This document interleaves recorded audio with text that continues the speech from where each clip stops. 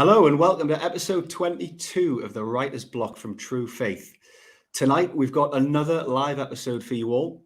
We're currently live on YouTube right now, so you, the listeners, if you've got any comments, any questions for us, just pop them in the comment section below and we'll get around to answering them.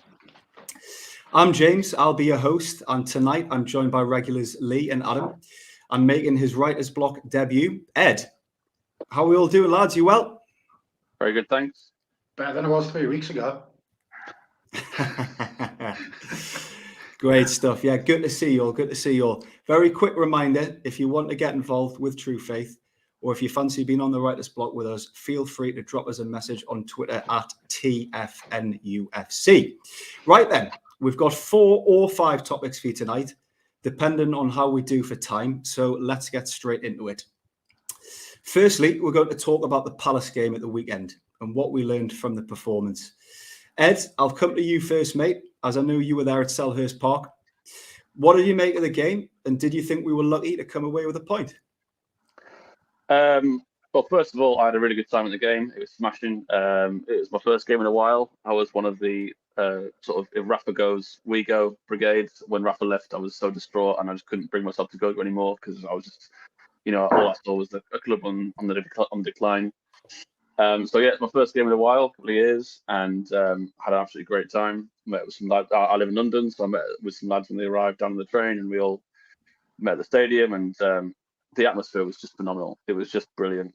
You could tell before the game, people were coming into the ground, around the ground. The songs were already going, the flags were flying. It just had that really good atmosphere.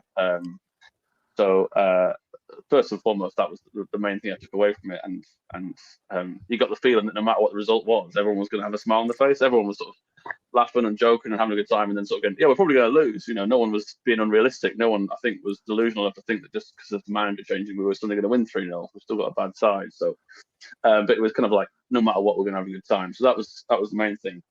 But in terms of the match itself, yeah, we were lucky to get a point. I think we would have lost the game if Steve Bruce had still been in charge, because I think one thing Graham Jones did bring was a little bit more defensive organisation, and he's only had 3 days. And I'm not on the training pitch, but it looked to me like he'd spent 3 days saying when they've got the ball, stay in shape, because that's and again, our players have had 2 years of not having very good coaching, so it's a lot to ask to suddenly get them to perform well and perform in cohesion with each other. But I could just see the start of that, and again, I think we lose that game under Bruce. I know they fashioned a few chances for Benteke, but I couldn't really remember any chances for Gallagher or Edouard or Elise, and we sort of kept those players quiet. We limited them to crosses into the box. And Benteke on another day scores 3. We're lucky to get a point, but again, I think we lose that game under Bruce. Yeah, fully agree with all of that, and great to get some insight from someone who was at the game. Lee, I'll come to you next. What do you think of the performance on Saturday? I wasn't there, unfortunately. I wasn't able to make it down last week due to other commitments. Took it in via an extremely dodgy stream, so I watched it as live. Things that we learned. I think St Maximin's woefully out of form. I think the plan A, as it has been for the last few weeks, has been hit St Maximin and see what he can do. But he's been ineffectual. He's been anonymous for the past couple of weeks. But I think that's primarily down to the fact that he's not an out-and-out forward, and he's been playing as an out-and-out forward. Another thing is, let's be honest, we are fucked without Callum Wilson. We are absolutely screwed without Callum Wilson. He had probably half a chance at best on Saturday and managed to nick us a goal. That makes it now, I think it's 4 in 5 games this season. And let's be honest, Ed, you were there. Did anybody else even look like they were capable of nicking a goal? I don't think they are. If we don't keep him fit, we're in serious trouble. The other thing that I thought I took away from it was there's been this impression that the 5 at the back approach was exclusively down to Steve Bruce. Now, I think Saturday showed us that Graham Jones has had a lot of input into that formation and that shape. The only thing that would sort of steer me away from that conclusion would be the fact that, as you said, he only had a couple of days to get them on the training ground, and he maybe thought that 2 or 3 days wasn't long enough to try and change that shape. But he also seen fit to include Matt Ritchie. Kieran Clark, Jamal Lascelles, who are woefully out of form. For me, Lascelles, you talked about them being defensively in a better shape, Ed. I would disagree with that. I thought Jamal Lascelles, that was as poor a performance from a centre-half as I've seen in a long time. There was a number of occasions where he was caught out of position. First one that'll spring to mind was the rugby tackle that he did on somebody in the centre circle. That was just laughable. There was another one where Benteke was played through and Lascelles went charging out, and Benteke's shot, his left foot, I think, went just wide of the post. And the third one was the goal. If you look at the goal back, Benteke, Lascelles is sort of floating around the penalty area, nowhere near Benteke. Benteke was very clever. He put himself on craft for the entire 90 minutes. But as the captain, yeah, I expect Lascelles to react to that and sort of make sure that Craft isn't isolated. So, yeah, I mean, listen, I was happy with the point, but let's not kid ourselves. We could have quite easily lost that 4 or 5-1. Benteke could have had 4 or 5 himself. Fully agree with that. We've got a comment coming in here, NUFC Opinion Blog. This is the second host, Dan, our friend Dan. Was there actually much difference in the performance on Saturday from what we've seen this season? Very good point. Yeah, for me, it was the same old. Adam, I'll come to you. I mean, I don't know if you want to touch on that or give your views. Another one coming in here, Mark Walsh, players again out of position. Having said that, we came from behind. Adam, do you want to give us your thoughts? Yeah, I mean, again, I wasn't at the match, but saw the highlights and have kept a track of things on True Faith, reading the match report and the Vox Pops and things there. And yeah, probably was the same performance we've seen for the past sort of 18, sort of 24 months. We just lack an identity, I think, and the defence seems to be told to sit far deeper. And in the midfield, obviously Wilson's up top pretty much by himself. And there's just such a big gap between the defence and the midfield, and it allows players to get in behind us. And I know, it's not been the best of games when all you see on Match of the Day is, from Newcastle, the goal and that sort of Craft chance, I think they've got blocked on the line. I think that was pretty much all there was on the highlights. But we're blunt in attack. As Lee mentioned, Maximum seems just, out of form at the moment.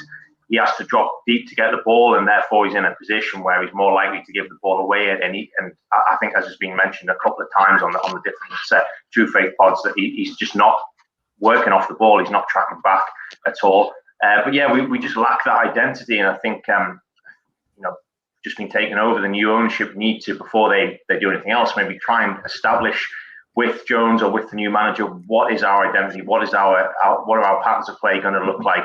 What is it that we're going to specialise in? And again, had it not been for a spectacular goal by Wilson, we would have been leaving London there with no points on the board. So yeah, disappointing, but we didn't lose it. It was definitely at a 0.1, and I think I don't know. Ed might be able to say better, but when at the foot final whistle, when Jones came over, he seemed pretty happy, and he was sort of punching the air and waving to the fans as if that was perhaps the plan all along, just not to lose the game, and we did that. So fair play. Sort of move on to Chelsea on Saturday. Yeah, some more comments coming in here. Ari says, "Why is Craft still here?" Yeah, I ask myself that every single morning when I wake up. Adam Beckett, our good friend Adam Beckett out there in the States. We're playing 3 central defenders, yet still managing to play without our best 2 defenders in Fernandes and Schär. I mean, he's absolutely bang on, isn't he? Why? I don't know why Fernandes wasn't playing, possibly an injury, but Schär, what does he do? What's he got to do to get in the team? Mark Wells, Jones always played 5 at the back when he was Luton boss. Yeah, that's fantastic insight. Ari, Jones is clueless. Yeah, I mean, is there not a case? Is there not a case? You're talking about Schär and how you can't quite understand how he's not getting in the team. But is there not a case when any player has a prolonged period out of the team, your mind sort of plays tricks on you to the point where you think they're going to be the best thing since sliced bread when they came in? I don't know if you remember a little while ago, Lascelles had exactly the same situation. He had a long period out injured. And as a fan base, everybody was crying out for Lascelles. He's going to come back. He's going to solve all of our problems defensively and what have you. And I think there's an element of that. I mean, personally, I would love to have Schär back in the starting 11. I genuinely would. But I don't think he's the answer to all of our problems. And I think the fan base is starting to convince itself that he possibly is. Let's be honest, he's prone to a mistake. He is. He likes a Hollywood pass. as such, very, very similar to Shelvey. I just think we need to be careful that when he does come back in, because he will come back in eventually, we don't expect too much of him. Yeah, good analysis there, Lee. I think for me, Cher right now needs to come back in the team just on the fact that Lascelles has been so poor lately. The last 2-3 games, Lascelles has been probably the 2-3 worst games I think I've seen him have in a Newcastle shirt. So on that basis, I'd bring him back in, Cher, that is. But Carl here says, seemed to be a lack of communication at the back, highlighted by Darlow and Clark taking each other out. Yeah, it's, Keystone cop stuff, isn't it? Adam again, Lee's right. But Clark and Kraft aren't Premier League defenders. Ultimately, they shouldn't be playing either way. Yeah, I fully agree there. I think just to come in on the point about Lascelles, sorry, just to make one final point on that. I don't put the blame of that on the manager because as far as he's obviously not. I think Lascelles had a bad game. I think Lascelles had a bad, you can't say that enough. And he was one of the worst. I don't think he was the worst on the pitch. I think Longstaff and St Maximin were worse. At least where I was sitting. I think Longstaff had an absolute shocker and Maximin the same. But I think. From a system point perspective, personnel, I've got some question marks over that lineup, but I can see why Jones stuck with that system. And in his post-match interview, Patrick Vieira said Newcastle were hard to play against. I don't think any manager has said that about us this season. He might have been, being a bit nice for the sake of it, but I thought we looked a bit harder to play against than we have done. Certainly against Spurs, where Spurs just literally had the top of the whole town. They could do whatever they want whenever they wanted, and they could score whenever they wanted. It wasn't quite like that with Palace. They were having to work hard to fashion chances, and to be fair, they are a good side. And if you watch that first goal again, that first goal when it comes about, because Conor Gallagher does some fantastic work in the penalty area, where he fights off 3 or 4 players, splits Elise down the side, and the cross comes in. And they did create chances. I feel they had to work a bit harder than you normally would have to against Newcastle United this season. And it's not Jones's fault that some of the players just have got zero form at the minute. Going forward as much as at the back, because again we were playing the Bruce tactic, or maybe it's the Jones tactic of hit towards the maximum and hope for the best. And so when he's off form, we are absolutely screwed going forward. And he had an absolute shocker. He just didn't want to. It looked like he didn't want to be there almost. So we were very blunt going forward. Fully agree with that, Ed. Alan says players are so afraid of taking risks and having away being drained of any form of creativity for the past 2 years. Yeah, they've been bruised, haven't they? Mark Walsh says the defenders are poor. Agreed, but isn't this due to the coaching? Almost all players have regressed since Rafa left. Yes, Mark, I absolutely 100% agree with that. Lascelles was a good player under Rafa. He's now a Championship defender, League One defender under Bruce/Jones. But look, we'll move on to the next topic. Great engagement so far. Just another reminder to the listeners out there who are watching us live, please feel free to pop any comments, any questions, anything at all you want to say, put them in the comment section, and we'll try our very best to get round to answering them for you. Right, moving on to topic number 2, we're going to talk a bit about our new interim manager, Graeme Jones. As far as we've been told, he'll be in charge for the Chelsea game at least, but could even be there for the Brighton game the following weekend, depending on how discussions with a new manager go. So, Lee, I'll come to you first, mate. What do you think Jones should be working on most importantly this week? Going on what we've just been discussing, for me, his priority has to be on our defensive shape. Our centre-halves, whether it be Lascelles, whether it be Clark, whether it be Kraft, whether they should be in the team or out of the team, they are so easily pulled out of position. As I said, I used 3 examples solely from Lascelles on Saturday where he was pulled out of position, and it just leaves us so exposed. So for me, defensive shape, organisation, working as a unit. I coach kids football, and we drill them about working as a unit to death. They do. So as a Premier League footballer, you've got to be able to work as a unit. And one of the reasons I think you went for those 3 on Saturday might have been simply because of the fact that they played the week before together. And he was hoping that sort of time spent working together as a 3 might sort of benefit them on Saturday, but it wasn't. It didn't work. The other thing I would say in terms of a defensive unit, working as a unit, you've got your fullbacks. I mean, now, whether you're looking at Matt Ritchie, whether you're looking at Manquillo, whether you're looking at Jacob Murphy when he was in the team, our fullbacks, they get so narrow. They're very, very narrow. And every winger that's played against Newcastle United this season, they've had so much space. As I said, we get tucked in very, very easily. And so for me, that's got to be his priority this week because, listen, every time a team enters our final third of the pitch, we look shaky. We look like we're going to concede goals. So for me, it's got to be the defensive share. We do look like we carry a threat. I said Wilson, he's the only goal threat. But when we attack and we've got Wilson and we've got some Maximin, we've got Longstaff, Willock backing them up, we do look like we carry a threat. But my concern is at the back. Every single time a team attacks us, whether that be Tottenham Hotspur, whether that be Crystal Palace, Leeds United, we look like conceding a goal. So that's got to be the focus this week. A couple of other comments come in here. Mark Wells says Jones thinks Joe Linton has played well last 3 games. His words, God help us. Ari before, why is Joe Linton ahead of Murphy? Has Jones not learned anything? Yeah, I mean, Joe Linton, he's seemed to be dividing a little bit of opinion. Lately, I was a little bit guilty of giving him a decent mark in the player ratings I did against Spurs, I think it was. But I've said this before, he set the bar so incredibly low that, you know, even if he has a fairly average game by anyone else's standards, it's a brilliant game for him. And can I just touch on that? Where we're at. Yeah. Joe Linton question. The reason Joe Linton's been selected over Murphy, if you've watched us for the last few games, when the ball's at Caldala's feet, Caldala has one thing in mind. He hits Joe Linton. And one thing Joe Linton has done quite well recently is held the ball up, brought it down his chest time and time again against Tottenham. So that's why I think Joe Linton's getting the start ahead of Murphy, because that's our tactic. When the ball's at the keeper's feet, at Darla's feet, hit Joe Linton. He'll get it under control, hopefully, bring others into play. Jacob Murphy wouldn't be able to do that. Jacob Murphy, unfortunately, would be too lightweight to hit from a goal kick or from an open play at the goalkeeper's feet. Yeah, I fully agree with that, Lee. I mean, Adam, do you want to touch on possibly the Graham Jones situation? What do you think? What do you think he's got to do right now? First priority. I think, like I said before, try and establish some form of identity. I don't necessarily think he'll have the time really given to him to do that, but we're still not sure, you know, when the new king is going to be crowned, as it were, when we're going to get the new manager. So he may be given up until Christmas or January.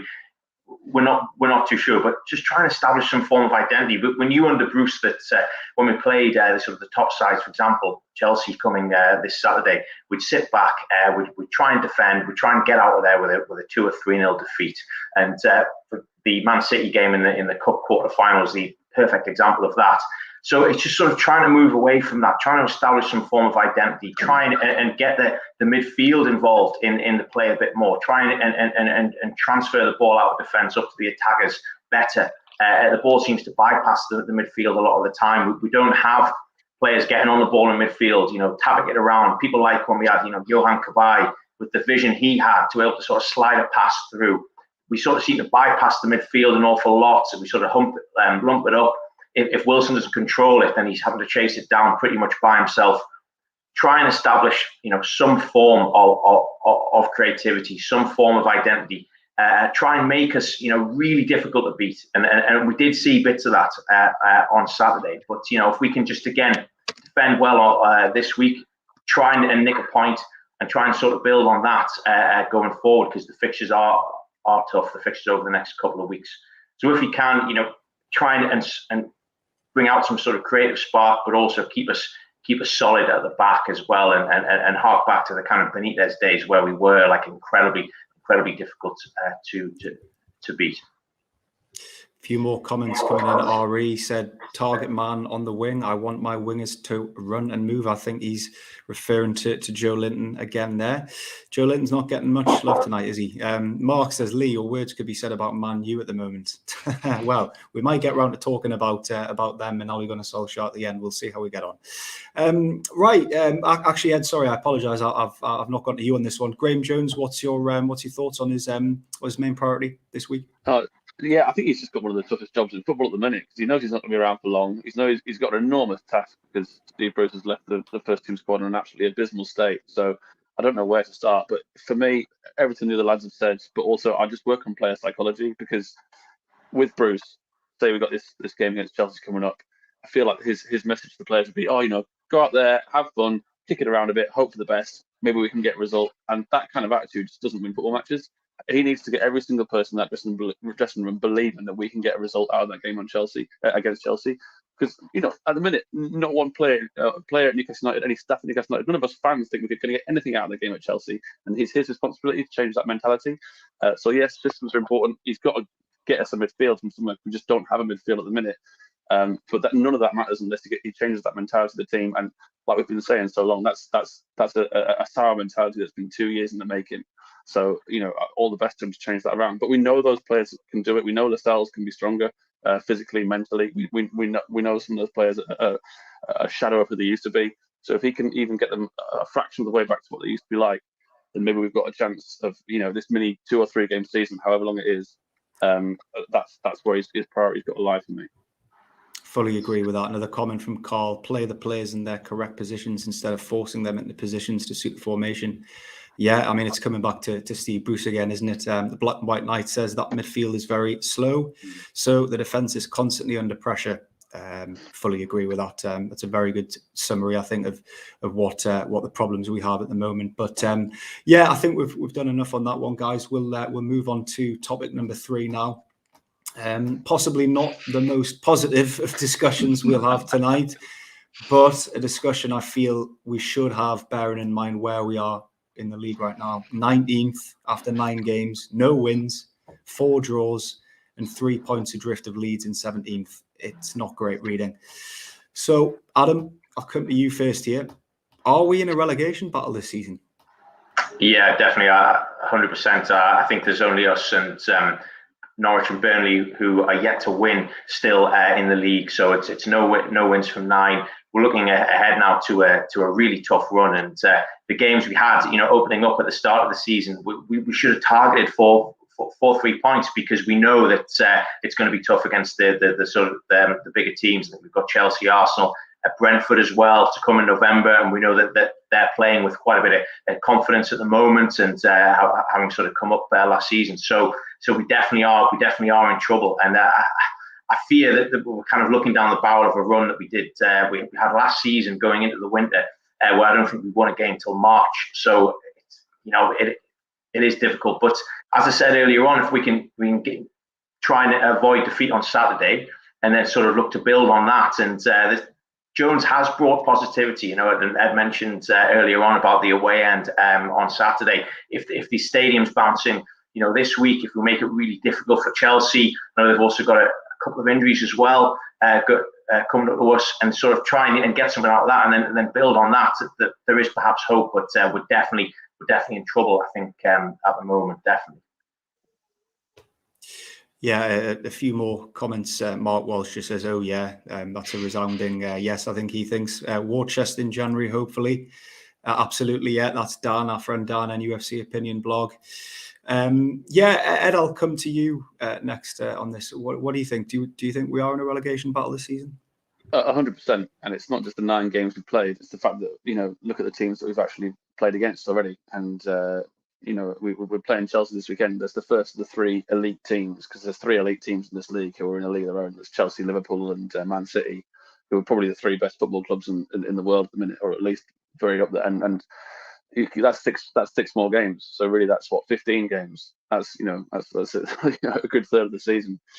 We're not going to expect to get any points in those 6 games, but we might well do. But yeah, look at the quality of the opposition we've played so far. Look at who we failed to pick up points against.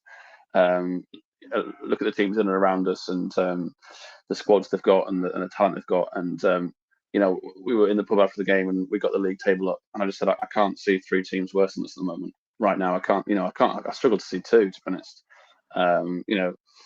All due respect to Norwich, but I think everyone thinks they're pretty much gone us already, unless something pretty dramatic happens. But apart from that, can you find 2 of the teams that are definitely going to finish below us? Are this on the current form? Burnley, Leeds, we're probably about them at the moment. They're still looking for the first wins.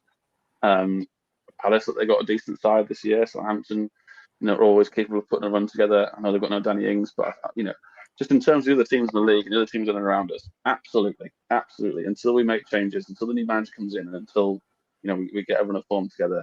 As I say, I can't see 3 teams. I can hardly see 2 teams worse than that's in the league at the minute. So 100% yes from me. Alan says we are, and yet I'm not worried. With new owners, with Ashley, I'd be bricking it. Yeah, there's a few more coming in. Mark says, I think the Toon faithful support will be pivotal. Absolutely, yeah. Paul, our good friend Paul Carter. Evening, lads. Smile, Lee. Thanks for that one, Paul. Keep them coming. Keep them coming. A few more coming up. Adam, knowing NUFC will beat Chelsea this weekend. Well, you just never know with us, do you? You never know. It would be brilliant, wouldn't it? Sam says, Chelsea also played basically an academy squad against Norwich. If we don't go up against their stars and Jones gets us in a decent shape, we could rescue a surprise point. Optimism dies hard. Yeah, keep that optimism coming, Sam, and everyone else. Yeah, the black and white night, Brentford and Brighton, good start has not helped us. Yeah, that's a very good point. Brighton have certainly been the surprise package this season, and of course Brentford with Ivan Toney there, they're really doing well, aren't they? You know, good result against Liverpool and good result against Arsenal as well. I remember the first game of the season. I think they're certainly going to finish ahead of us this season. But Lee, I'll come to you finally on this one, mate. Mr. Positivity. Do you think? Well, I'm going to try and finish on a bit of a positive. We're in a relegation battle, Lee. Well, listen, 100% we're in a relegation battle. The thing is, we've been in a relegation battle since 15th of August this year. The transfer window that we had, or the lack of a transfer window, confined us to a relegation battle before we kicked the ball. If you'd asked me, however, 3 weeks ago, what was the probability of us being relegated, I would have said 75%. I was pretty convinced 3 weeks ago that we would be relegated, because I talked about this the last time I appeared on the writer's block. There was an air of negativity that was just engulfing the club, from the fans through to the manager, through to the players, through to the ownership. And that combined with Steve Bruce's impact on the playing squad, yeah, I just didn't think we had a great deal of chance whatsoever. So I was 75% certain that we would be relegated. What we've seen happen over the past 3 weeks, though, I think it's massively reduced our chances of being relegated. Listen, we've got a real tough run coming up, and I personally am writing Chelsea off. I can't see us getting anything out of that game. Following that, though, we've got a couple of games where we could pick up a couple of points, but I'm only probably now 20% of the opinion that we'll be relegated this season. And the reason for that isn't because we don't even know who the manager is, but Steve Bruce isn't there. The air of negativity, the cloud of negativity is being lifted from the club. The fans, going to St James's Park under Steve Bruce's Newcastle for the players and playing in front of that crowd must have been soul destroying. We get beat on Saturday. That the atmosphere was still going to be entirely different. And I think somebody mentioned in a comment earlier that the fans are going to play a huge part. I think the fans will play a massive part over the course of the next few games. And teams like Brentford, teams like Norwich, who've got to come to St James's Park over the course of the next few weeks, will encounter an entirely different St James's Park to the teams that played us earlier in the season. So there's still work to do. We've got to get through to January, and obviously we hope there'll be a bit of investment. I don't think there's going to be a complete squad overhaul, but if we can get ourselves through in touch with the pack on the 1st of January, I'm pretty confident that we'll have enough over the course of the rest of the season to finish above 3 teams in that division, whether that's Leeds, Burnley, Norwich, Watford, Southampton. I think if we can stay in touch through till January, the positive impact of what we've seen over the course of the past 3 weeks might just give us that momentum to sort of push on over the second half of the season. Positivity, you see. Good stuff, Lee. Yeah, you know I'm only joking. You know I love you really, mate. Got another comment coming in from Alan. Could do with a 0-0 for 90 mins in Hayden with a winner again. Well, that would be absolutely brilliant, wouldn't it? Saturday night in the town would be rocking, wouldn't it? But yeah, we'll move on. We'll move on now. I mean, this potentially might be the final topic tonight. We'll see how we get on time wise. I anticipate this one being quite lengthy to go at here, and I'm hoping we'll get a few comments coming in on this one. We're now going to talk about the next manager to come in. Just looking at the current odds with the bookies, Paulo Fonseca still appears to be the favourite, with Lucien Favre closely behind him. But that could change tomorrow or next week, who knows? So I want to know, what's the first thing a new manager should be doing when he arrives at the club, and who do we predict this new manager will be? I'm going to start with you, Lee. New manager, who do you think it's going to be, and with that prediction in mind, what do you think you'll do first? I genuinely have no clue, and I don't think anybody has. I don't think the media has a clue. I think they're all clutching at straws. You could look tomorrow. Favre could be favourite. I'll be honest with you, I've got money on Fonseca, but that's just because he's the only concrete rumour that's been reported by multiple outlets over the course of the past 7 days. What I would say, though, I would gladly lose that money that I've put on Fonseca to secure Gerrard. I just personally, I'd love to see Gerrard at Newcastle. I think he's the right character to sort of galvanise the fans, create a siege mentality. I think he'd command the respect of the players. But I'm going to say, if we go with Fonseca, who I've got my money on, so I've got to stick to that. And the first thing he needs to do, other than obviously gathering some points, he's got to assess his squad. Fonseca plays a certain style of football. And the first thing he needs to do is understand who within the current squad suits that style of play. Once he's identified who doesn't fit in with his style of play, because he's not going to change the way he plays football, he's going to change his ideology. He's got to identify who doesn't suit that and immediately start thinking about who he's going to be looking to try and replace them with in January. He has. A lot of people know that Fonseca likes to play out from the back. We just touched on the fact that when we've got the ball at Darlar's feet, he's looking 50, 60 yards up the pitch to hit Joe Linton. That will immediately change if Fonseca comes in. Does he want to play a pressing game? Does he want to play a counter-attack? Does he want to play out from the back, as I say? So he has to immediately start to analyse his squad and understand, right, you're either going to come with me on this journey because you've got the right attributes, you've got the right mentality, you've got the right skill set, or you are not going to be coming with me on this journey, and therefore I'm going to start thinking about who I'm going to look to replace you with in January so we can play the sort of football that I want to play. Yeah, a few comments coming in here. NUFC opinion blog, that's Dan, says I'd want Favre personally. Sam says Fonseca would be good, but I prefer Favre, has experience bringing clubs up the table and working on projects. Absolutely, yeah. Our good friend Adam Colton made it clear today via their podcast that he's been told twice that it won't be Fonseca. Now that's interesting. That's not something I'd heard. Hashtag Team Favre. Adam, yeah, Adam. We all know he's a big advocate for Favre. If you've not seen it yet, last week's Writer's Block was great with Adam's insight onto Favre there. Malcolm McDonald, I hope that is the real Malcolm McDonald. I'd bring in Tan. Okay, great stuff. Vincent Tan, fine, yeah. I mean, I don't know who he's referring to there, but I think he's talking about Ten Hag from Ajax. Yeah, he's in the rumour mill today. Yes, my apologies. That is correct. Thanks for correcting me on that one, Lee. Keep these comments coming in, guys. Please let us know who you would want it to be, who you fancy, who you think will get the job. Malcolm says nope there. Malcolm, do you want to let us know who you were referring to then, or hopefully we'll come back to that one. But yeah, Stephen, Rafa out, Moyes in. Yeah, we'll probably come on to Rafa shortly, possibly after this. But Adam, I'll bring you in on this one. What do you think? Who do you think it could be, and what do you think their first priority will be when they come in?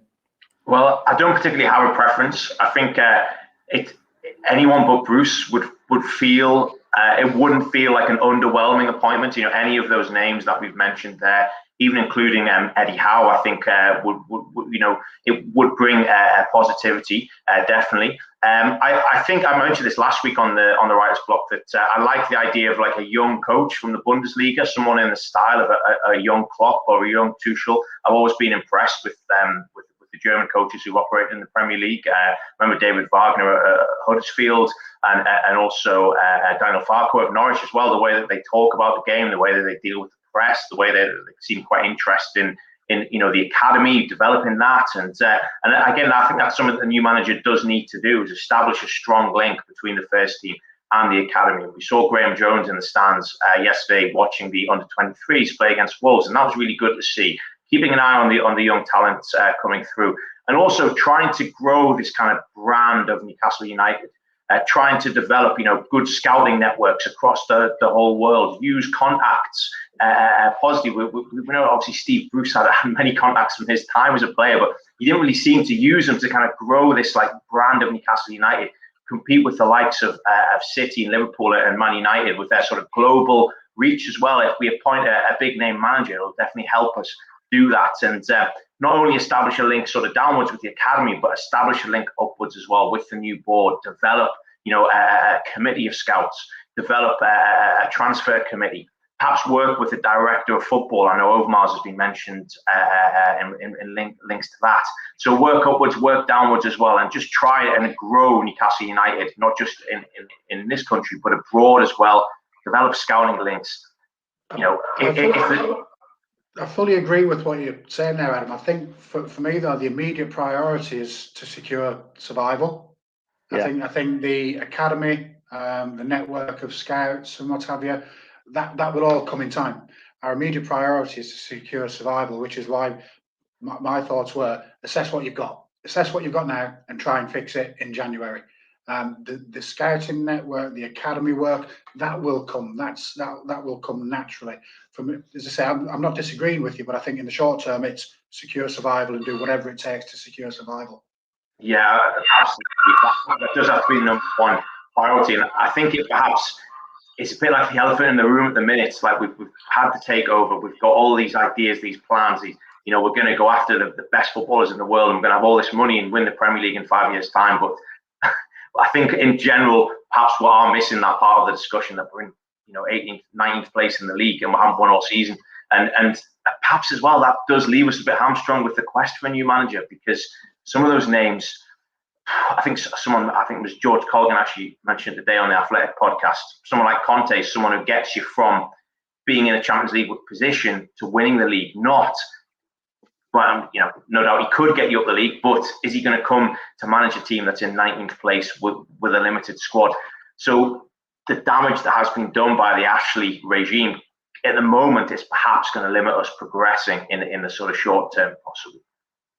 Great point, Adam, and Adam Beckett's also echoed that. Great point, Adam. All of these are a massive improvement on Bruce, McLaren, Carver, Pardew, Kinnear, etc. Happy days. Sam, is it still Overmars still leading for director of football? I reckon that's close to as important as who is the new manager. Absolutely. From what I understand, I don't know whether or not a director of football will be appointed until possibly the end of the season. I even heard Craig Hope, I believe, say on TalkSport last week that it could even be next summer, which is a bit of could be a bit of a surprise to many, but it's an appointment that is going to be taking a bit of time. I think the new manager we all know will come in soon, but the director of football I think is going to come a little bit later. Isn't it nice to be talking about such a structure though? Yeah, of course, absolutely. Yeah. Ed, I'll come to you, mate. Finally on this one, new manager. Who do you think it's going to be, and what do you think their priority is going to be first? Well, I agree with Lee. First and foremost, I have absolutely no idea. I don't think anyone does. I think half of the new ownership model don't even know who it's going to be. They're having to discuss amongst themselves, as we've heard so many times. Decisions are having to go back and forth from Saudi Arabia to the Reuben brothers and Staveley herself. So, if they don't know, then the journalists don't know, and the betting and the bookies don't know, then we definitely don't know. So I think anyone who says they do know is clutching at straws at the moment. Who I'd like it to be, again, I'm with Lee, 100% behind Steven Gerrard. I think, like you said, the main thing being the character. I spoke earlier about the mentality of the players being such an important factor right now when you're in a relegation battle and when they've got this sort of this I don't want to call it spectre, but the takeover's looming over all these players. They're the same as us. They're getting excited. They're thinking 3-4 years down the line. We need a manager who can come in and make them think about tomorrow, today. The fact that they've got to work hard as of now to keep us in this division. I just think Gerrard's the kind of person who can do that. There's one other person I think who could also do that, and that's Rafa Benitez. Whether or not he's a realistic option, whether he's completely ruled himself out. I think there was more rumours today that they're going to try again to poach him. I feel like to do all the things that Adam was mentioning, which is actually fantastic and very exciting, for the ownership to get all that stuff in place. What they'll want to do is put the first team in the hands of someone they can rely on to keep us in this division. Because if we get relegated, all those plans are scrapped because of the financial repercussions and whatnot. So they want to find a manager they can say, we are as close to guaranteeing survival as we possibly can. Do you get that with Eddie Howe? No. Do you get that with Chris Wilder? No, because they've had teams relegated. Do you get it with Fonseca? It's still a gamble. He doesn't know the league. Can our defenders play pass the ball out from the back? That is a huge gamble to be asking Kieran Clark and Lascelles and even Fernandez to be sort of comfortable with the ball at the feet when they've got Timo Werner, whoever, running towards them and playing simple passes. I just don't think those footballers have got it in them right now. So that's why Steve Fonseca has been a bit of a gamble. Lucien Favre maybe slightly less so. He's not as sort of tempo and possession dictated, but it's still a gamble because it's another league. So what we need right now is a safe pair of hands, and there's none that are around that would also have the authority, because a manager who comes in who knows they're only going to be here for a year or 2 years maximum, it's easy for players to undermine them and not listen to what they're saying. So if they're thinking, you're only here for a year or so. So someone who can come in, save us from relegation, and command authority, and not get overwhelmed by the takeover. For me, that category is Benitez and Gerrard. Those are two people who I would trust in that situation. The first job they've got to do, buy a centre midfielder. This is a club that hasn't had a midfield in 2 or 3 years now, and I think part of the reason you've got such a shaky defence is because they can't trust the people in front of them, because they don't know what they're doing. Like, there was a couple of times on Saturday when Isaac Hayden and Sean Longstaff were carrying the ball over the halfway line or even towards the centre circle, and you just think they don't know what to do. They've got no options unless they're passing it sideways or backwards. They're not comfortable on the ball, and when they're not in possession, they panic. And there is just no midfield at the club right now, and my priority would be in January to bring in someone in midfield, probably 2 midfielders, an enforcer and a ball carrier, because at the minute we're absolutely lacking in the middle of the park. Like, there is absolutely no midfield, which is stupid considering that we've got, we spent £20 million on Willock, and he is quality, he is talented, but he can't pull that on his shoulders, and he wants to play further up the pitch anyway. So yeah, I'd sort the midfield out, and I think the rest of the team takes shape around that. And yeah, I would build a shape as well. Decide, are we a team that plays 5 at the back? I really hope not, because I think our best players, Maximan, Willock, Almiron, you lose them in that system. And I'd want to build a system around our best players that gets the best out of those 3 just going forward, but is also solid defensively and gives us an identity as a squad, as a team. Like, under Rafa, we were hard to break down. Previous managers, whatever else, we had no identity in the Bruce, no identity whatsoever. We just our identity was that we were lazy. We didn't really look like we wanted to be there. So install an identity, install a system, buy a midfielder. Those are the immediate priorities. Some excellent points there, Ed, especially on what the new manager the attributes he needs. I was really interested in what you were saying there. There's some great comments coming through. An UFC opinion blog, I Miss Modi Army. Yeah. Well, again, someone who divided opinion, but on his day was a very good central midfielder. This is an interesting point. I'm going to put it to the 3 of you. I don't know who wants to jump in here. What about Roberto Martinez? Kept Wigan up for years and played good football. Get him in. Would anyone take Martinez? I'd take anybody, as we said, over Bruce. Martinez has got a lot of Premier League experience, which undoubtedly would help in the situation we're in. There is the obvious link between Martinez and Graham Jones, which I think probably more than anything is given the Martinez rumour legs. I think it's the only clear reason why Martinez would be linked with the job at the moment. There's a £2 million apparently buyout fee with the Belgian FA. I don't think that's a reason to go for him. The £2 million fee shouldn't really come into the equation. But I genuinely think, would he, if Martinez was to be appointed in the next 3 weeks, I guarantee you Martinez wouldn't be Newcastle manager in 18 months. Mm. So it depends on whether you're looking long term or short term. Yeah, some good points there, Lee. Fully agree with all that. Couple more points coming in. Michael Cortis says we need a central defender, someone like Chiellini who can play both football and rugby. Yeah, for me, it's the dream signing, isn't it? A central defender of the likes of Chiellini or Rudiger, who I've mentioned before in the show, who I'm a massive fan of.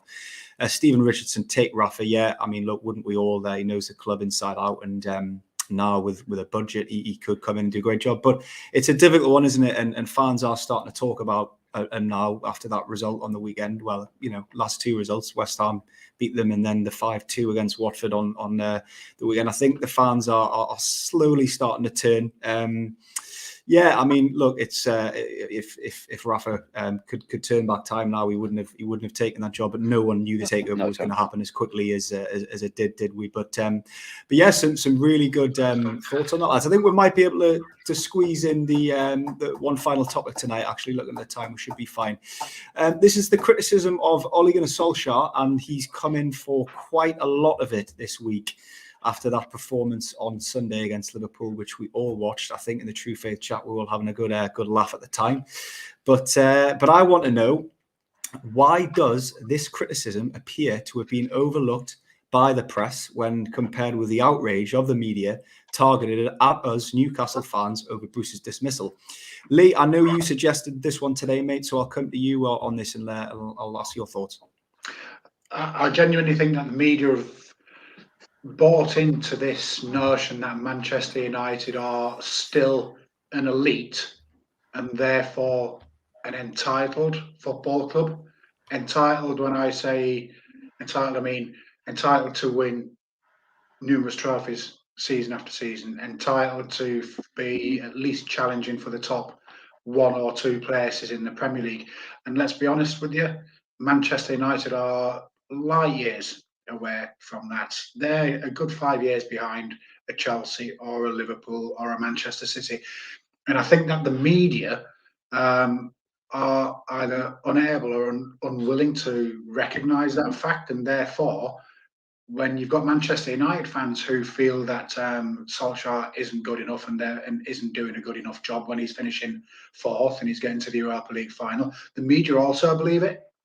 Whereas Newcastle are just perceived as a fan base full of, typical Geordie stereotypes, where we demand this, we demand that, we expect too much and what have you. And I think the media have sort of pigeonholed Newcastle as, you know your place and that's where you stay, and don't complain when you don't get anything better than that. But they're quite happy to buy into this notion that Manchester United are still an elite club and therefore deserve better than finishing 4th and finishing the Europa League. And it's an absolute fallacy. United are light years away from Liverpool, as was so gloriously demonstrated on Sunday afternoon. Yeah, absolutely. Good family man there from Dan. Sam Adams says, I think he agrees with you, Lee, here. I think they still believe we're entitled fans who want the world immediately. They trot out Ollie's abysmal defensive stats while ignoring Bruce's even worse stats. This is a very fascinating point, Sam, and thanks for that one. Ed, I'll come to you here. Me and you were having a kind of a backwards and forwards in the chat, weren't we, on Sunday, discussing Man U and their current predicament and Ollie, etc. And I think you made a few points as one or two other people did about possibly Ronaldo being to blame for their kind of downfall, as it were, this season. Not necessarily major downfall, but they aren't playing to what people perceive as being their level. But again, is this not what Lee's saying before about Ollie, and does he tend to get away with it a little bit more possibly in the Man U perception as opposed to us as Newcastle fans? What do you think? 100%, yeah, 100%. Ollie's getting away with it because of the storyline, and I think there's this sort of hangover from the Champions League 1999 final and that goal and how much it meant for Manchester United and for English football, really, and people still see him as the scorer of that goal, other than anything else. But he failed at Cardiff. He had an absolutely abysmal record at Cardiff, got them relegated, and I just don't think he's a very good manager. And I think the point we're making is that he's handled Ronaldo all wrong. I don't blame Ronaldo for Man United's poor form, but I just think the way he's been shoved into a system and Ollie's tried to make them change. I think it's just bad management. I think it's bad management from a bad manager, and I think we can sympathise with that, because as Newcastle United fans, we saw constant bad management from a bad manager under Steve Bruce, and he got things wrong, and he said the wrong thing, and he played the wrong tactics, and players looked like they didn't know what they were doing. But I think, again, to go back to the sort of storylines thing, Steve Bruce has got the same thing, and that people see him as this stalwart of old British football who won the title at Man United, and keeps going through adversity, and he's like this strong guy, and again this family man and a nice good egg. And I'm sure he's a lovely guy. He does seem like a nice guy. But if you sort of look beyond the stereotype and look beyond the caricature and the storyline, and just look at the stats, and don't even look at the stats, just watch a few games that he managed, and it was absolutely abysmal. And again, at the end of the day, that's all football fans want, is to go and watch football players play well. And if you've seen players play well and then you see them play badly, that's the manager's fault, because you know those players are capable of better. And so, why have they got worse? If one player's got worse, it might be because of personal circumstances. But if a whole squad of players gets worse over 2 years, that the blame for that lies at one person's own, and that's Steve Bruce. There's no argument to be had. So it was very frustrating the way that he was painted as this sort of sympathetic character who was chased out of St James's Park when he got so many chances, he got so many things wrong, and to be quite honest, I'd be perfectly happy never to speak about the man again, because it was 2 years of supporting this football club that was probably as bad as it's ever been. And do I feel sympathy for Man United fans? No, because they've seen their team win Champions Leagues, and I've seen my team get relegated. So until Man United get relegated, they get no sympathy from me. Yeah, another comment here from Dan: being a good player does not translate into being a good manager. Yeah, we found that out with several coaches at the top level. Sam says Yapstam was a killer. He was garbage managing at my FC Cincinnati out there in the States. I didn't know he'd managed out there. That's an interesting fact. Stephen says, R.I.P. Walter Smith, condolences to family and friends, former Everton manager. Yes, very well said, Stephen. And we all at True Faith send our condolences to Walter's family and friends. Adam, I'll just finish with you quickly on this one finally. So do you think, as Newcastle fans have been unfairly targeted by the media for our so-called treatment of Steve Bruce? And do you think as a fan base we have been criticised too much for it? Yeah, definitely. And I found the whole coverage of Bruce's departure last Wednesday morning really fascinating. I was completely glued to the television watching it, and two of our members, Daniel and Alex, appeared on national TV and were questioned about, I think the media liked the narrative, but the sort of twofold narrative of, first of all, Bruce being ousted by the takeover, and secondly, Bruce being really harshly treated by the Newcastle fans for his entire time in charge. And they completely skipped the facts, the 7 wins in 37, the type of football that we were playing, the comments that Bruce made to press conferences about the fans, but also the way he sort of snapped at local journalists and the way he talked about the club. That was completely forgotten. And I found it really interesting. And this was, I think Alex mentioned this on the podcast. This was national media taking an interest in what was going on at Newcastle. And I think mainly because they have a vested interest to sell newspapers, to attract listeners, and generally speaking, across the UK, people like to have a dig at Newcastle fans. People like to have a dig at Geordies. Perhaps it goes back to the 90s under Keegan, when we were, a surprise kind of team coming from sort of nearly getting relegated from Division 1 all the way through to the Champions League. Perhaps that got people's backs up, and they do like to make fun at Newcastle fans, and that nationally is what interests people and what sort of sells newspapers. The other side of that is from the Manchester United perspective, that when they're on a bad run, and we've seen it before with sort of Moyes, Van Gaal, the fans call for the manager to be replaced instantly. As Lee mentioned, there's this kind of entitled viewpoint that we should be within the top 2 in the league every season. We should be competing to play in Champions League finals and things like that. So from the pundits' point of view, talking about the manager being replaced is what gets them national attention and sort of follows and tweets and all that sort of thing. So again, I think it just goes down to the sort of general interests of the national media. But no, I found it really interesting. I found it fascinating. And I did have a little chuckle with sort of the questions that Daniel and Alex were being asked on Sky Sports News and BBC News last week. But tomorrow's a 1-week anniversary since Bruce left, so we can all celebrate that. And every week now on going forward. Yes, absolutely. Yeah.